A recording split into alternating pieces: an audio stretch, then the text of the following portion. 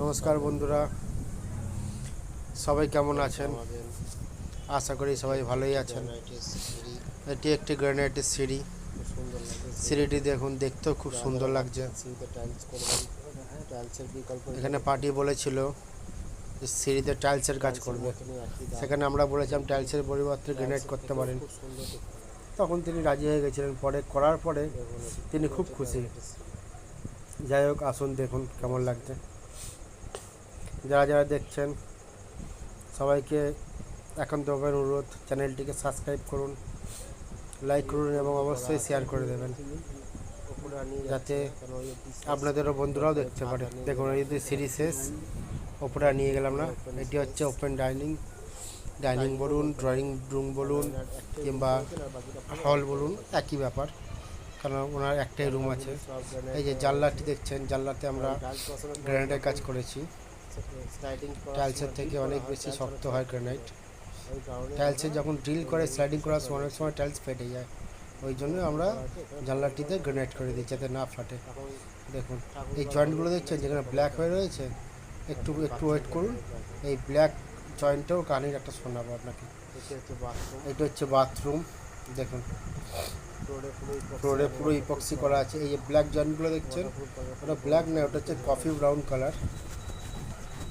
এটা হচ্ছে ইপক্সি করার মানে হচ্ছে এই জয়েন্ট থেকে কোনো সময় লিকেজ হবে না। যখনই জয়েন্ট ফিক্সড করে টাইলস বসানো হয়, ওই জয়েন্ট থেকেই জল লিকেজ হয়। ওই জন্য জয়েন্ট গ্যাপ করে জয়েন্টে ইপক্সি করা হয়, যাতে কোনোভাবেই লিকেজ না হয়। দেখুন ওয়ালটি কী সুন্দর লাগছে। এটি হচ্ছে 4 ফুট বাই 2 ফুটের টাইলস ওয়ালে বসানো আছে। আসুন বেডরুমটা দেখাই। দেখুন, এটা হচ্ছে বেডরুম। দেখছেন জয়েন্টগুলো, এইটা হচ্ছে ইপক্সি কালার। ইপক্সির অনেক রকম কালার হয়, অনেক রকম কালার, এবার যার যেটা পছন্দ।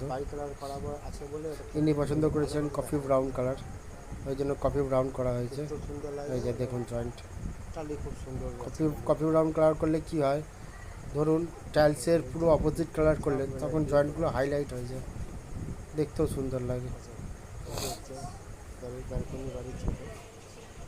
ব্যালকনি খুব বেশি বড় না, ছোটোর মধ্যে খুব সুন্দর হয়েছে। এটা হচ্ছে ঘরের বাইরের দৃশ্য। ব্যালকনিতে বসলে সামনে বড় পুকুর, খুব সুন্দর হাওয়া বাতাস আসে। দেখুন, এটা হচ্ছে ব্যালকনি ওয়াল।